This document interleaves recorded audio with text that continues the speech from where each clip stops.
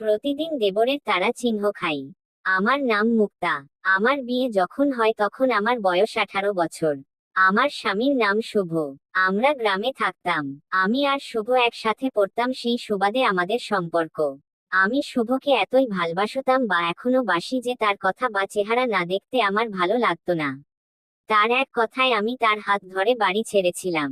এবার আসি আমার শ্বশুর বাড়িতে।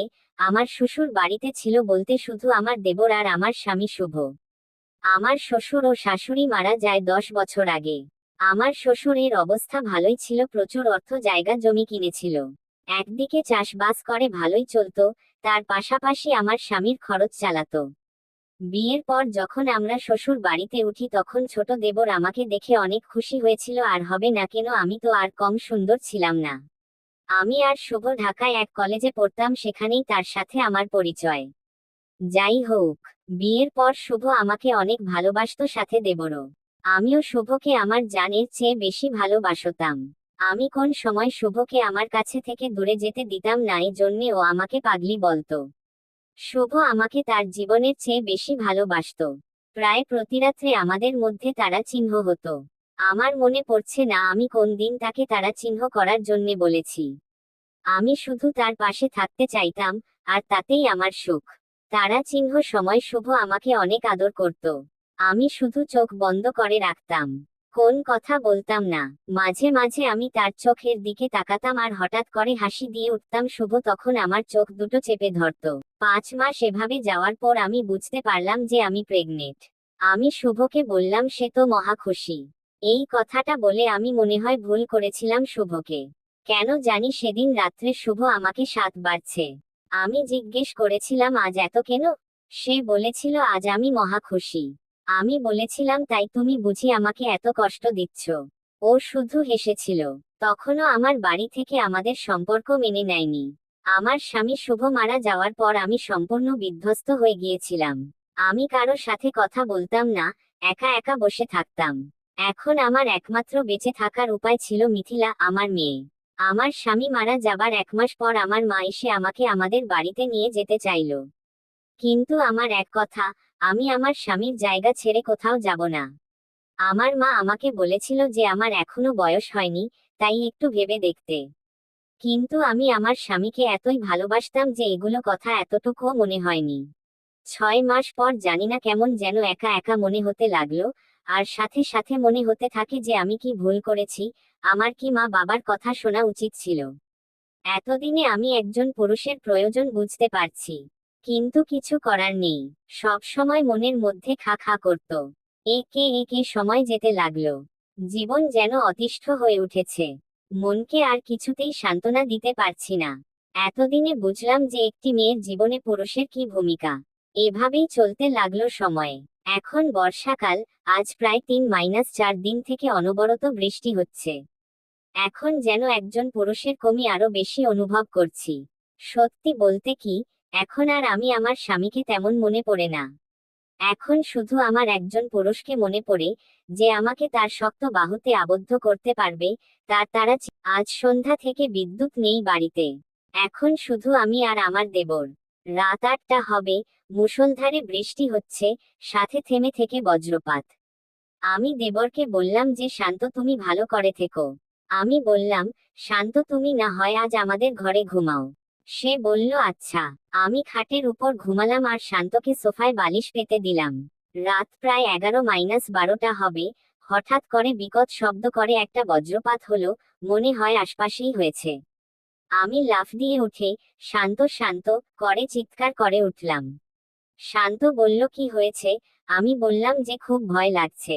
এক লাফে মিথিলাকে নিয়ে আমি তার পাশে চলে গেলাম। শান্ত ছোট মানুষ, তার উপর আমি তার ভাবি, তাই খারাপ কিছু চিন্তাতেও আসেনি। তারপর আমি শান্তকে বলি খাটে এসে আমাদের সাথে ঘুমাতে। একপাশে আমি, মাঝে আমার মেয়ে আমার পাশে ঘুমিয়ে আছে। রাত প্রায় 2টা হবে, এখনো অঝোরে বৃষ্টি হচ্ছে। আমি ঘুম থেকে জেগে দেখি যে শান্ত আমার উপর দিয়ে হাত দিয়ে আছে। আমি ভাবলাম যে শান্তও ভয় পেয়েছে তাই মনে হয়। একটু পরে খেয়াল করলাম যে আমার দেবরের হাত কাঁপছে। আমি রাতে জামা আর পায়জামা পরেছিলাম, ভিতরে ব্রা বা প্যান্টি ছিল না। হঠাৎ বজ্রপাত হওয়াতে আমি চমকে উঠলাম আর দেবরের দিকে সরে গেলাম। আর বুঝতে পারলাম যে আমার তারা চিহ্ন এর ফাঁকে কি যেন আটকে গেল। কারণ আমি দেবরের যে দিকে ঘুমিয়েছিলাম তার বিপরীত দিকে মুখ করে ঘুমিয়েছিলাম।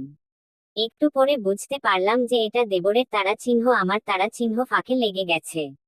আমি নড়লাম না, জানি না, অজানা এক টানে থেকে গেলাম। এভাবে 2-3 মিনিট থাকার পর খেয়াল করলাম শান্ত তার তারা চিহ্ন নড়াচড়া করছে। আমি যেন সব ভুলে গেলাম, অজানা সুখ। এভাবেই চলে গেল আরো 10 মিনিট। কি করব বুঝতে পারছিলাম না। এদিকে শান্তর তারা চিহ্ন শুধু আমার পায়জামার উপর দিয়ে আমাকে ঘষতে থাকলো। আমার পায়জামা একটু ঢিলা থাকার কারণে দেবরের তারা চিহ্ন এর মাথা সামান্য ঢুকে যাচ্ছিল আমার তারা চিহ্ন এর মধ্যে পায়জামার উপর দিয়ে। আমার তারা চিহ্ন থেকে জল খসে আমার পায়জামার নিচের দিক ভিজে গেছে। আমি অনেক ভেবে এবার পিছনে হাত দিলাম, দিতেই হাত পড়ল শান্তর তারা চিহ্নয়ে। শান্তর লুঙ্গি পরনে নেই। হাত পড়তেই হাত সরিয়ে নিলাম। এবার আমার পায়জামার বাঁধন খুলে পায়জামা নিচে নামিয়ে দিলাম আর পা দুটো ভাঁজ করলাম যাতে ওর তারা চিহ্ন ঢুকাতে সুবিধা হয়। পায়জামা নিচে নামাতেই শব্দ হয়েই ওর তারা চিহ্ন আমার তারা চিহ্ন এর মধ্যে ঢুকে গেল। আমি তারা চিহ্ন করে উঠলাম। কোন কথা বললাম না।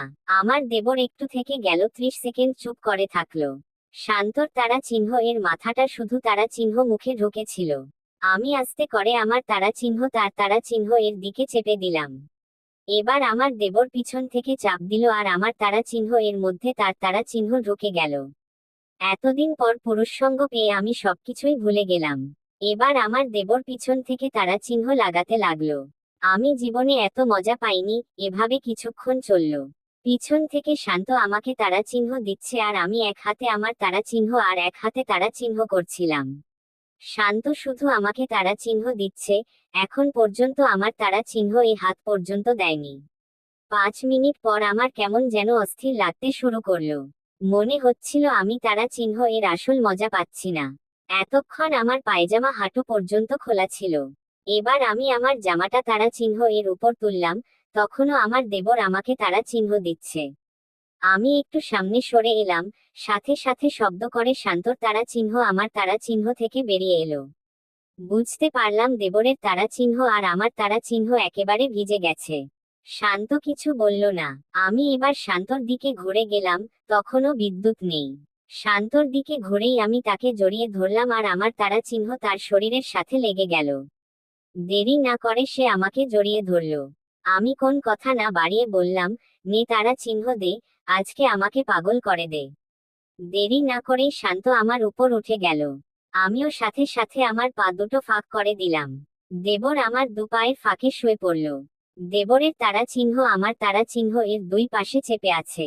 আমার উপর উঠে দেবর আমার তারা চিহ্ন দুই হাতে ধরে মাঝখানতে লাগলো। আমি শুধু তাকে জড়িয়ে ধরলাম। 2-3 মিনিট যাওয়ার পর দেবর আমার পা দুটো ভাঁজ করে বুকের কাছে নিয়ে এলো। আমি পিছনে হাত দিয়ে তার বড় তারা চিহ্ন আমার তারা চিহ্ন মুখে লাগিয়ে দিয়ে বললাম, শুরু কর। সাথে সাথেই এক তারা চিহ্ন আমি তারা চিহ্ন করে উঠলাম আর বললাম, আস্তে। শান্ত এভাবেই আমাকে তারা চিহ্ন দিতে থাকলো আর আস্তে আস্তে তারা চিহ্ন এর গতি বাড়াতে লাগলো। বৃষ্টি তখনও মুষলধারে হচ্ছিল, তাই বিনা ভয়েই আমি শব্দ করতে লাগলাম। কয়েক মিনিট পর দেবর বলল, ভাবি, শব্দ করো। আমি আহ উহ ইত্যাদি শব্দ করতে থাকলাম। শান্ত আমাকে তারা চিহ্ন দিয়ে চলল। কয়েক মিনিট পর সে বলল, আমার বের হবে, ভাবি কোথায় ফেলবো? আমি বললাম, ভিতরেই।